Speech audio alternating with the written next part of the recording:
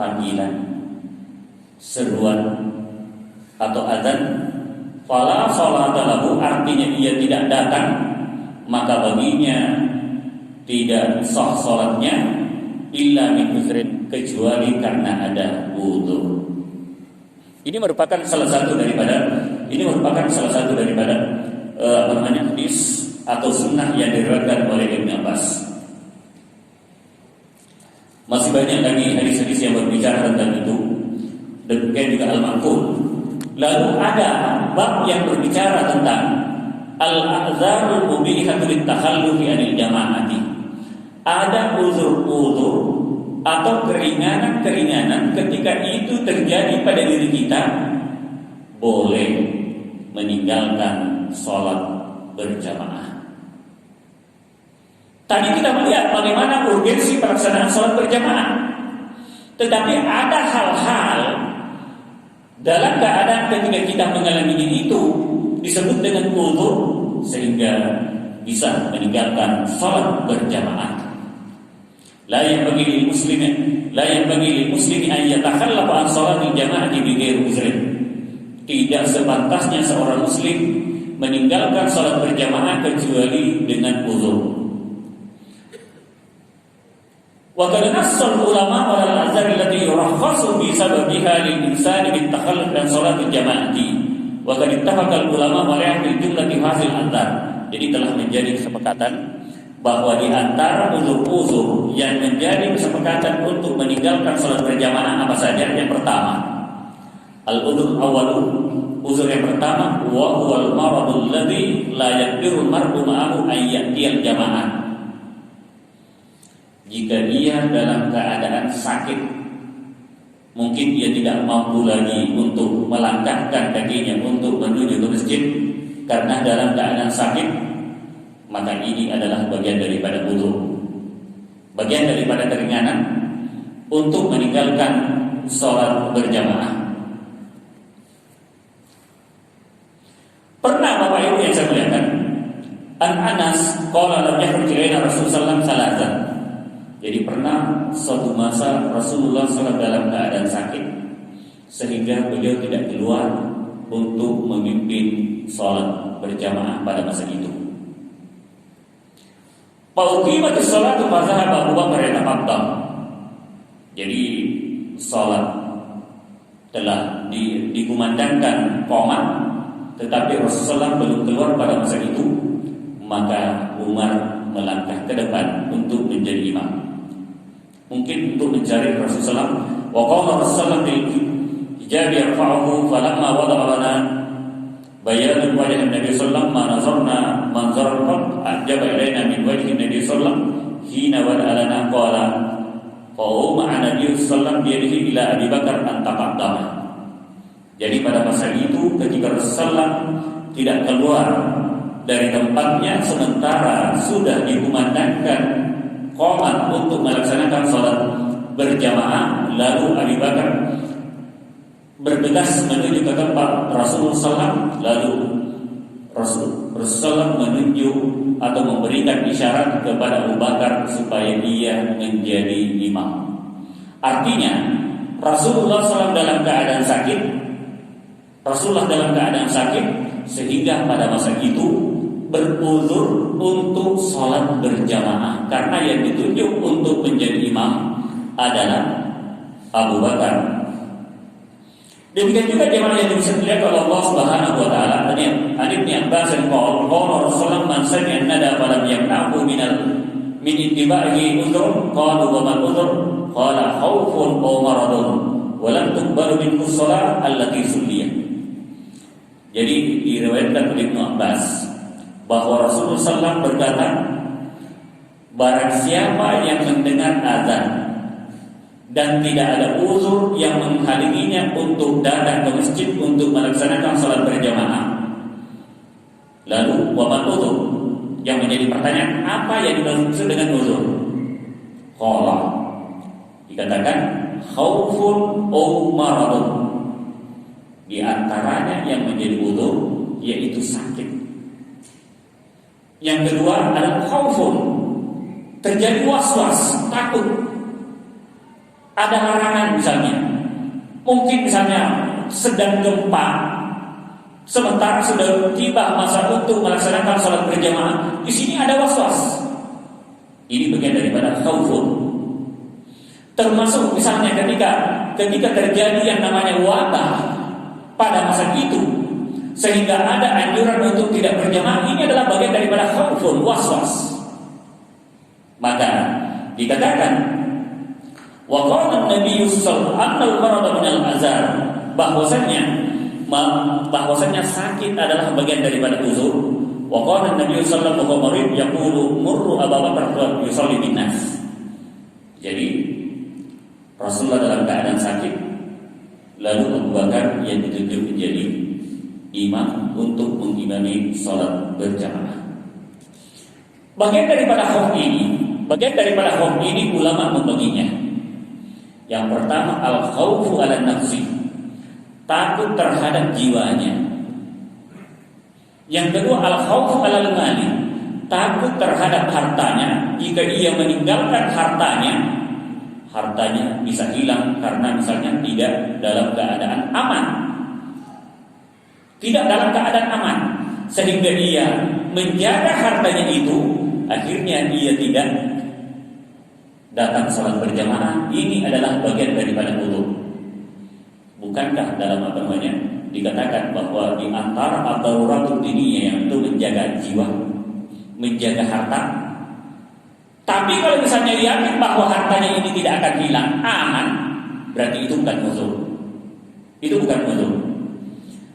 Maka dikatakan ayyahaqal muslimu biyamalihi idza hadara al-jamaah. Takut hartanya akan hilang karena tidak misalnya tidak aman di tempat ini, akhirnya ia tidak bisa mengikuti sholat berjamaah. Ini adalah bagian daripada uzur.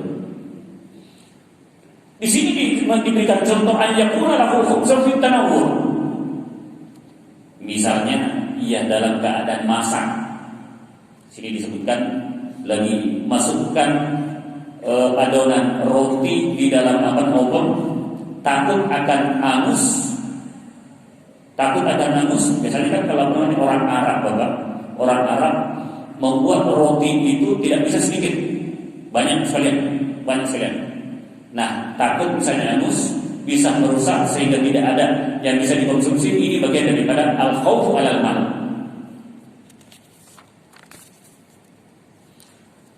Al-khaufu 'alal ahli, takut juga terhadap keluarganya. Ada yang sakit keras, tidak ada yang menjaga, takut misalnya yang sakit itu butuh air, tidak ada yang bisa membantunya, maka itu bagian daripada al-khaufu 'alal ahli.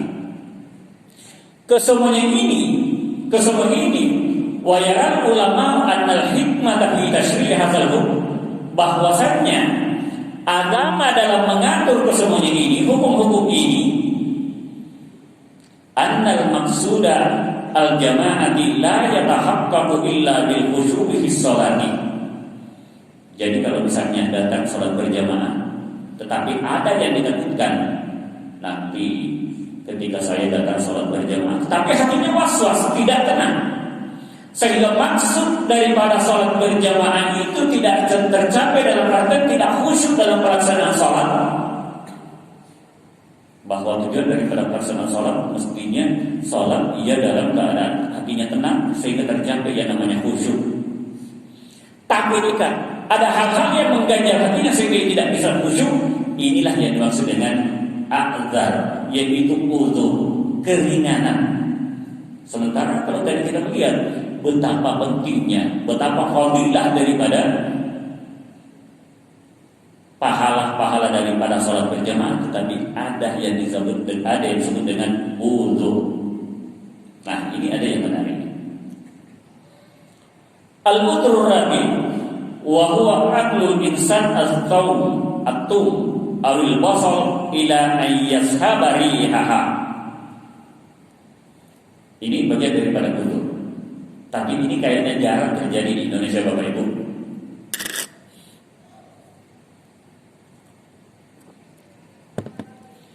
Yaitu memakan tum dan basal.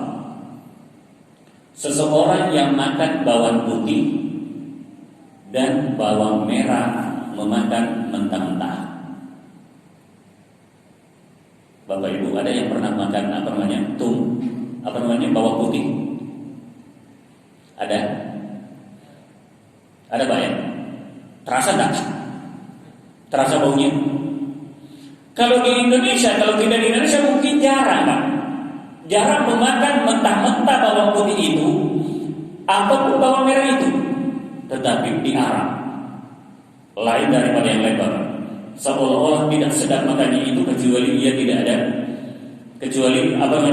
ia mau makan seperti lalapan bawang putih atau bawang merah. Kalau makan nasi mandi di sana tidak ada bawang mentahnya, itu terasa enggak sedap. Ternyata jangan sampai apa yang dikatakan oleh Rasulullah di sini.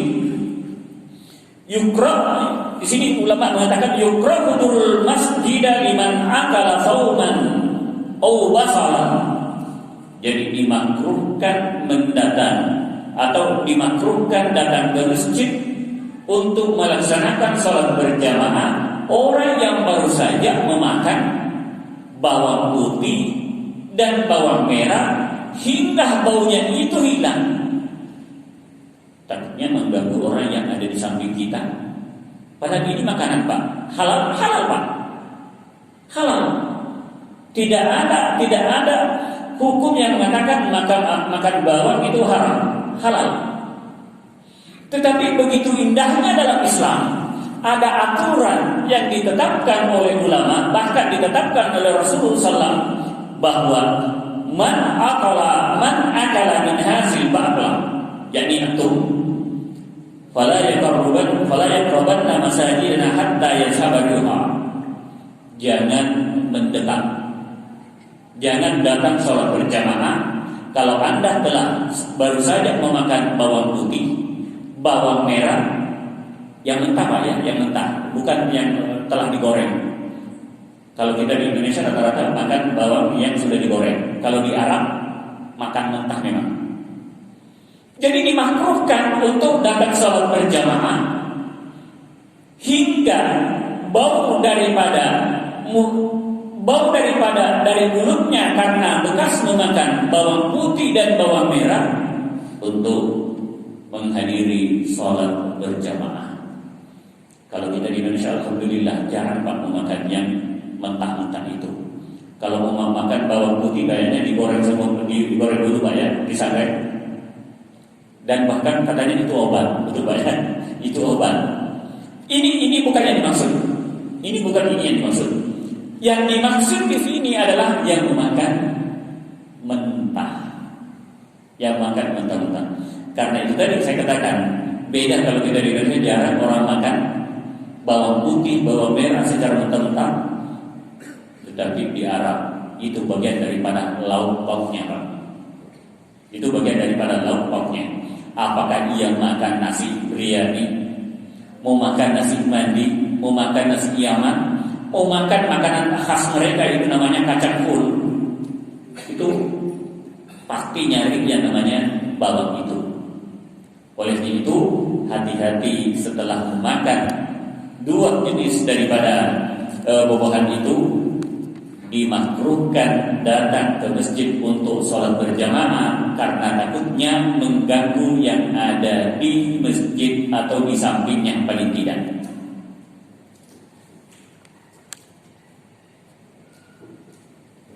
Zakar Abu Sa'id Al-Khudri inda Rasulullah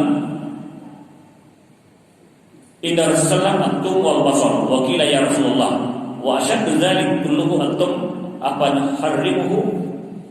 Jadi Abu Sa'id Al-Khudri ia bertanya kepada Rasulullah tentang makanan ini, tentang bawang putih dan bawang merah. Ya Rasulullah, begitu tegasnya kah terhadap kedua jenis makanan ini? Apakah akan diharamkan untuk memakan dua jenis makanan ini? Faqala Rasulullah sallallahu alaihi wasallam wa man akalahu minkum fala yaqrub hadzal masjid hatta tadhhaba rihuhu. Jadi semuanya kita.